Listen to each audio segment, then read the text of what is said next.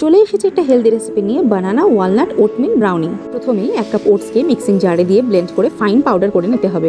1/4 cup আখরোট বা walnut ভালোভাবে ড্রাই রোস্ট করে নিতে হবে। 3টে পাকা কলা কাঁটা চামচের সাহায্যে ভালোভাবে স্ম্যাশ করে নিতে হবে। স্ম্যাশড কলাটার মধ্যে অ্যাড করে দেবো 2টো ডিম। স্ম্যাশড কলার সাথে ডিমটাকে কাঁটা চামচ আর ব্লেন্ডার দিয়ে ব্লেন্ড করে তাতে 1.5 চামচ ভ্যানিলা এসেন্স অ্যাড করতে হবে। মিক্সচারের মধ্যে 1 টেবিল চামচ সাদা তেল অ্যাড করে ভালোভাবে মিশিয়ে নিতে হবে। ওটসের পাউডারটাই ব্যাটারের সাথে ভালোভাবে মিশিয়ে নিতে হবে।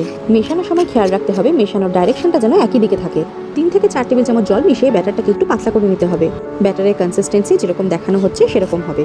এবারে এই ব্যাটারে 1.5 চা চামচ বেকিং পাউডার অ্যাড করে ভালোভাবে মিশিয়ে নিতে হবে। এর সাথে 3 টেবিল চামচ মধুও মিশিয়ে নেব।